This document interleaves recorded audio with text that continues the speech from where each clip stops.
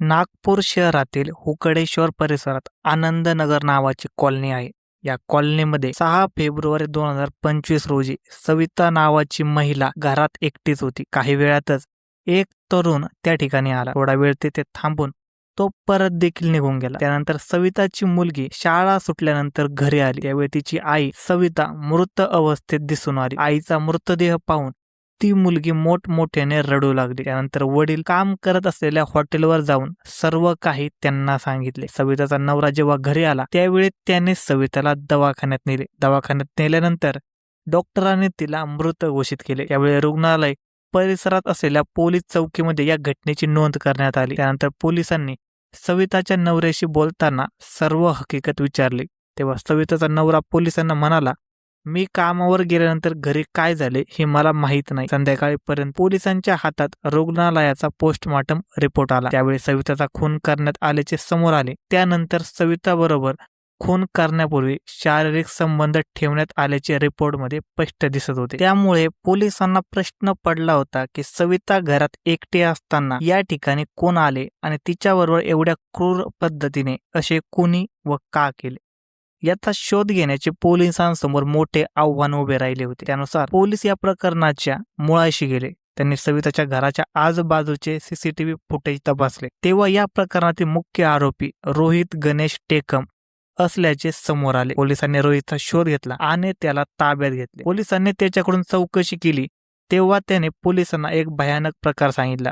ही माहिती ऐकून पोलिसांच्या तळपायाची आग मस्तकात गेली. त्या तरुणाने सविताचा खून का केला असेल हे या व्हिडिओमध्ये सविस्तर पाहू. जर चॅनलवर नवीन असाल तर क्राईम कट्टा या मराठी चॅनलला लगेच सबस्क्राईब करा. नागपूर शहरात सविता गेल्या 6 वर्षापासून राहत होती. तिचा नवरा ढाब्यावर आचारी म्हणून काम करत होता तर मुलगी शाळेत जात होती. सविता देखील बांधकामाच्या ठिकाणी काम करण्यासाठी जात होती. बांधकाम करताना तिची ओळख रोहितशी झाली.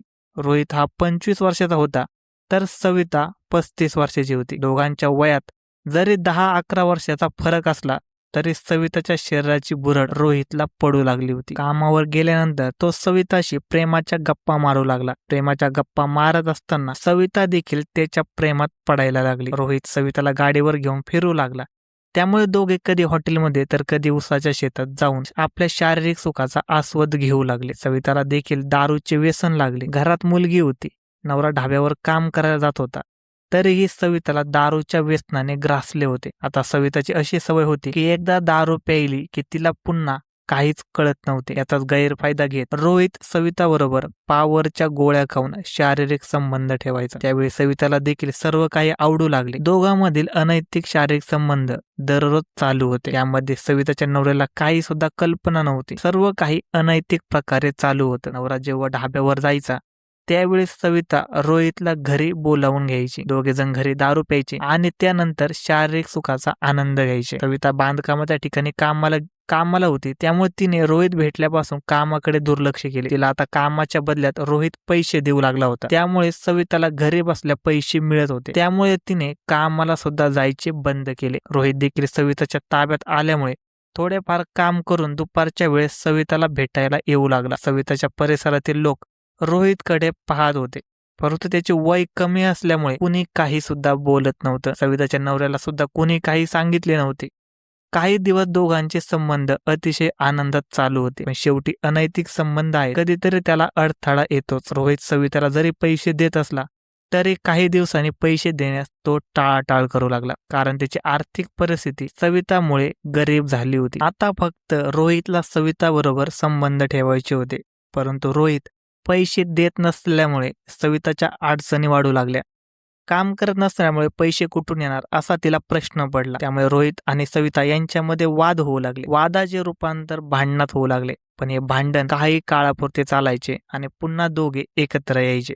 गुरुवार दिनांक 6 फेब्रुवारी 2025 चा दिवस उजडला होता. सविता नेहमीप्रमाणे घरातील काम करत होती. काही वेळातच तिचा नवरा ढाब्यावर कामाला गेला आणि मुलगी शाळेत गेली. दुपारची वेळ झाली होती. सविताने रोहितला फोन केला. आज मला भेटायला आणि येताना काहीतरी घेऊन ये असे बोलणे झाले. त्यानुसार रोहित दुपारी घरी आला. येताना मद्यपान करण्याचे साहित्य सुद्धा घेऊन आला. आज सविता वेगळ्या मूड मध्ये होती. तिला वाटत होती की रोहितने तिला नेहमीच पैसे द्यावेत. एवढे दिवस तो तिच्याबरोबर आहे पण आता दुर्लक्ष करत असेल तर तिचे पुढचे आयुष्य चांगले जाणार नाही. रोहितने आजूबाजूचा अंदाज घेऊन घरात प्रवेश केला. घरात प्रवेश केल्यानंतर सविता रोहितची वाटच पाहत होती. काही वेळातच सविताने घराचा दरवाजा लावून घेतला आणि रोहित बरोबर जे बोलणे चालू होते त्यावरून सविताने वाद घालायला सुरुवात केली.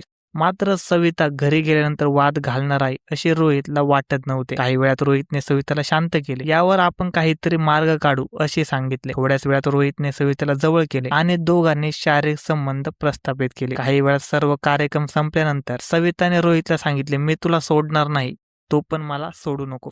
त्यावर रोहित भडकला. आतापर्यंत मी तुला सांभाळून घेतले, कामाच्या ठिकाणी तुला जाऊ दिले नाही, पण आता माझी परिस्थिती सुद्धा बिकट झाली आहे. त्यामुळे यापुढे मी तुझा खर्च भागू शकणार नाही असे म्हणताच सविताच्या तळपायाची आग मस्तकात गेली आणि ती रोहितवर तुटून पडली. याच वेळी रोहितने देखील सविताला बेदम मारहाण केली. या मारहाणीत सविताला भरपूर मार लागला.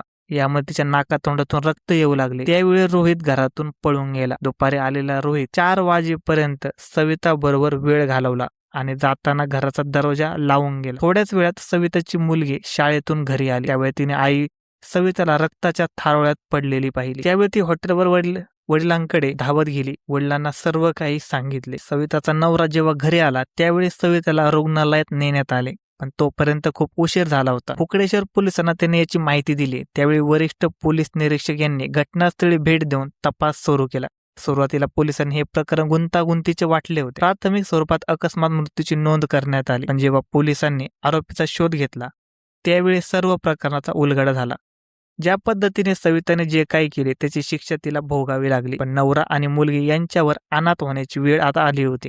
नवऱ्याने लवकर यावर लक्ष दिले असते तर सविता आज जिवंत असते. अशाच नवनवीन क्राईम स्टोरी ऐकण्यासाठी क्राईम कट्टा या मराठी चॅनलला सबस्क्राईब करा आणि या घटनेबद्दल तुमचे काय मत आहे हे आम्हाला कमेंट सेक्शनमध्ये नक्की कळवा. धन्यवाद.